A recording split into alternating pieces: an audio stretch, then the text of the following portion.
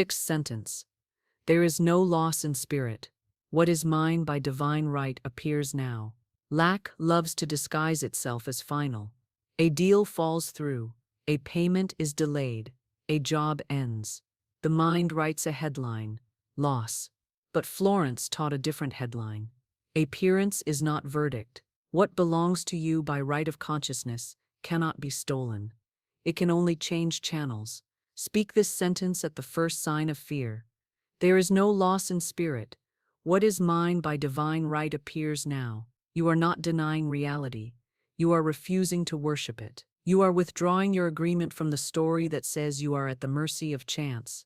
Imagine your good as a sun hidden by fast-moving clouds. From the ground, the day looks dim. From above, nothing has changed. The sun has not flickered. Your supply has not died.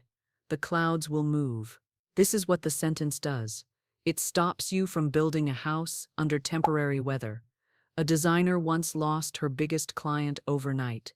Panic flooded in. So did the old sentence, I always lose when I'm close. She chose a different one. All weekend, whenever fear spiked, she whispered, there is no loss in spirit. What is mine appears now. On Monday, while she was unsubscribing from a software plan she no longer needed, a rep mentioned a partner program and asked if she took referrals. By Friday, she had 3 new retainers, smaller on paper, steadier in practice, totaling more than the one she'd lost. The channel changed. The sun did not. Use the sentence as a shield and a magnet. Each time a bill surprises you, a shipment is delayed, a meeting is canceled, stop the spiral at its first step and speak. There is no loss in spirit. What is mine by divine right appears now. Then act as if the replacement is already in motion, because it is. Make the call, send the pitch, clear the desk, prepare the space you would prepare. If you knew provision was already walking up your path.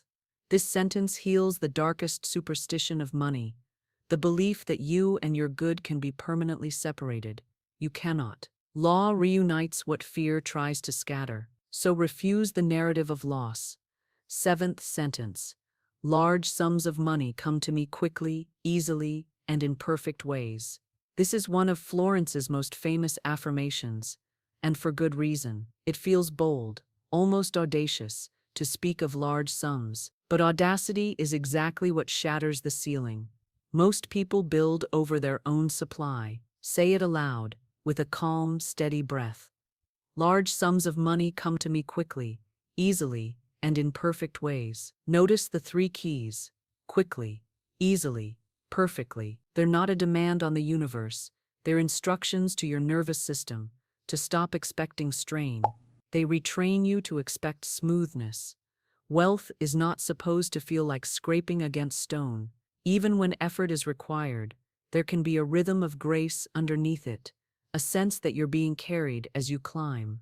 This sentence installs that rhythm. It gives permission for increase to arrive through channels you didn't have to force. A single mother once told Florence that she repeated this line every time she washed dishes, every time she walked her child to school. She wasn't picturing lottery tickets. She was picturing ease. A week later, a neighbor knocked on her door with an envelope, a refund from an overpaid utility bill, plus a small grant from a local charity. Not millions, but a clear, clean signal. The law had heard her tone. Let it be your soundtrack in the kitchen, in traffic, in the checkout line. Not with tension, but with a smile. Large sums of money come to me quickly, easily, and in perfect ways. 8th sentence. My words shape my wealth. I speak only increase. This sentence is the engine behind all the others. Money may look like numbers, but at its root, wealth is a language. What you rehearse becomes architecture. What you mutter becomes blueprint. The words you feed your atmosphere become the substance your bank account obeys. Stand in front of a mirror and tell yourself, my words shape my wealth.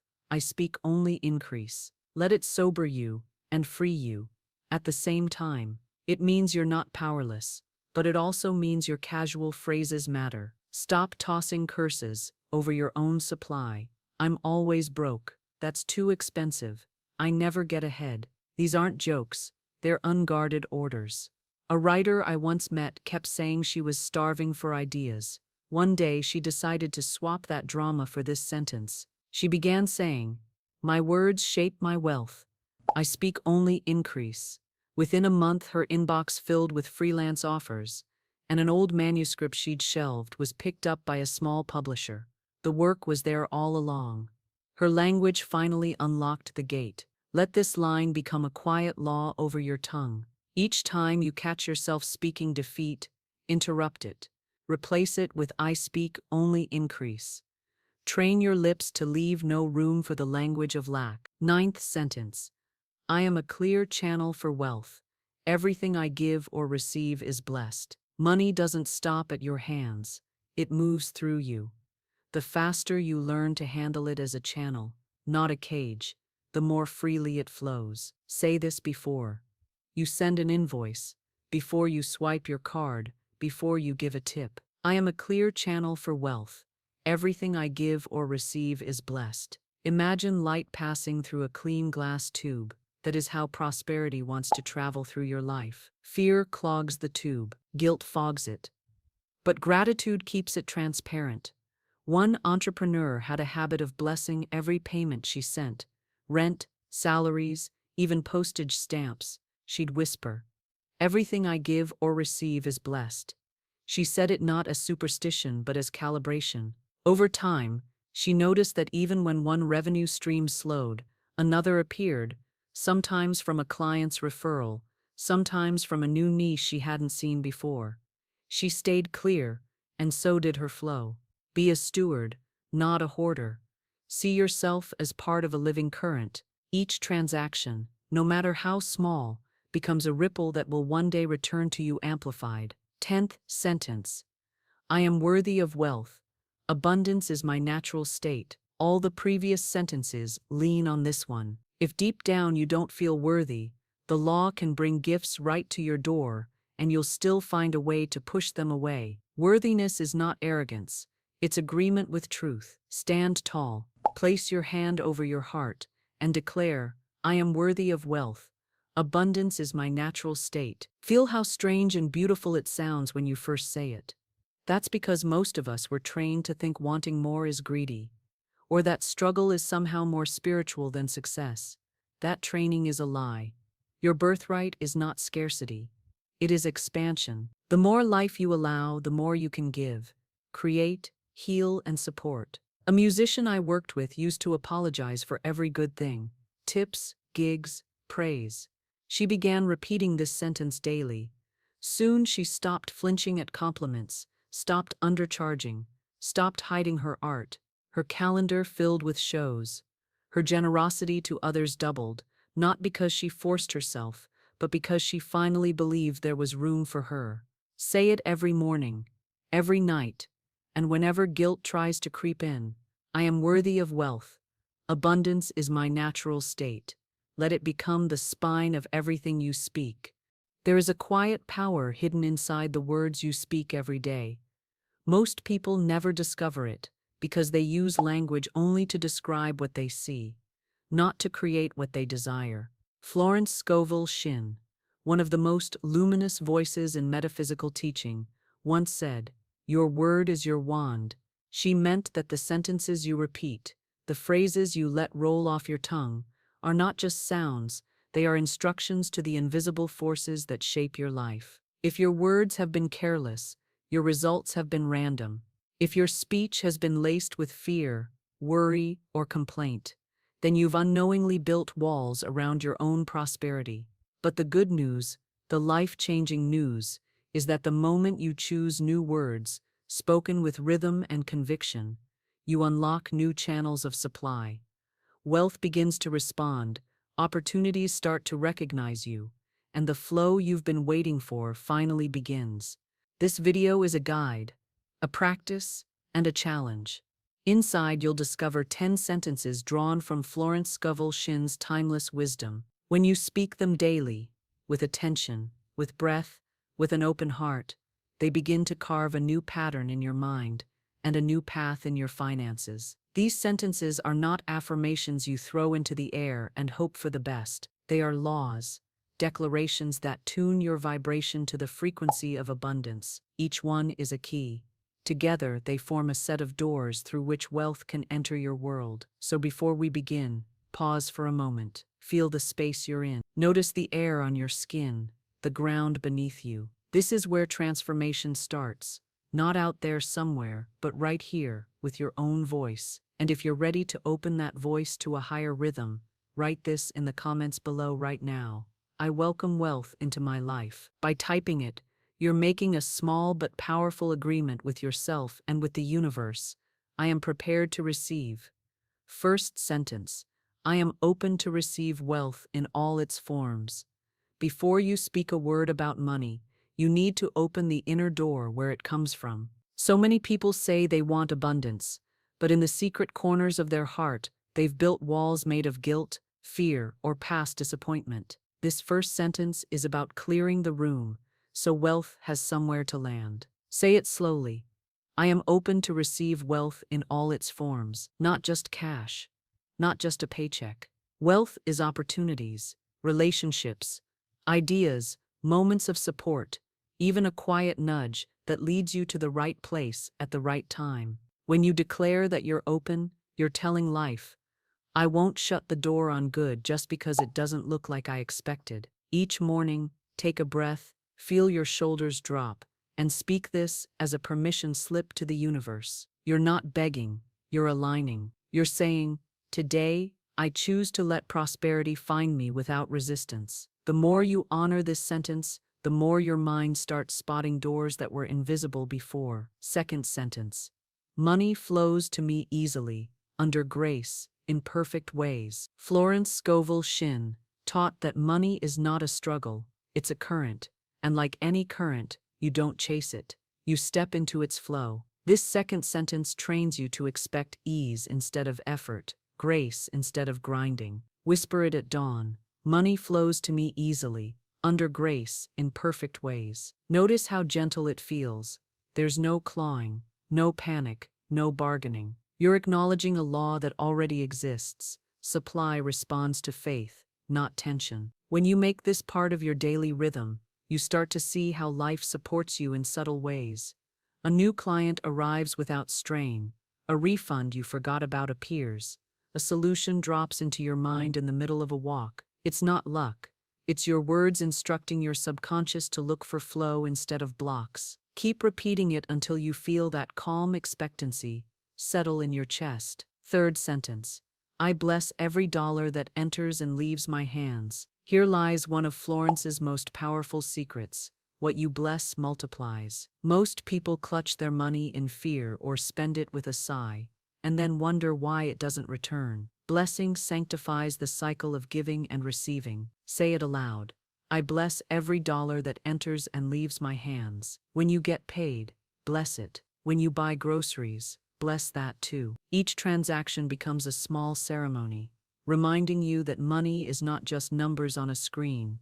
It's energy moving through your life, waiting for your instruction. As you keep blessing what you hold and what you release, your relationship with money changes. You stop seeing bills as enemies and start seeing them as proof that you are trusted with substance. You become a steward, not a victim, and stewardship always attracts more to steward. Fourth sentence. I circulate money with joy, and it returns to me multiplied under grace. There's a moment in every day when you hand something over, cash at the cafe, a card at the register, a transfer through your phone, and you quietly brace for that tiny dip in your balance. Most people call it spending. Florence would call it circulation, and circulation is not loss. It is rhythm. It is the in and out breath of prosperity itself. Speak the sentence softly before you release a single coin. I circulate money with joy, and it returns to me multiplied under grace. Feel what happens in your body when joy replaces tension. The shoulders drop, the breath flows, the nervous system stops clinging. That shift alone changes outcomes, because money listens to atmosphere. Blessing is atmosphere. Imagine your payment as a little boat you push into a golden current. It doesn't vanish, it travels. It carries your gratitude to someone else's life, paying their worker, keeping their lights on, feeding their children. And then, because the river runs in circles, it returns to you, larger than when it left. Sometimes, it returns as a discount at the perfect moment. Sometimes as a new client, a refund, an unexpected kindness, an idea that saves you hundreds. The form changes. The law does not. Make a ritual of the ordinary. When you pay your rent, pause at the door, place the envelope or the app in your palm, and bless it out loud. This returns to me, multiplied under grace. Watch how your relationship with bills changes when you treat them as proof that you are trusted with substance instead of evidence of lack. The law of returns is activated, not by fear, but by your tone, by the way you send it forth. There is a story Florence loved to tell about small beginnings. A woman with very little started blessing every coin that crossed her hand. She stopped apologizing for smallness and began calling each coin a seed. Within weeks, opportunities she'd once dismissed began to glow. A neighbor's request for help, a one-off project that led to steady work, an old shop credit she had forgotten about. Her finances didn't explode overnight. They opened. Your blessing does that. It opens the gate you didn't know you'd closed.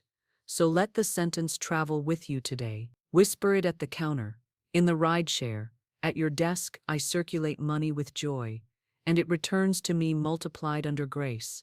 The world will call it optimism. You will know it is obedience to law. Fifth sentence. Right doors open for me today.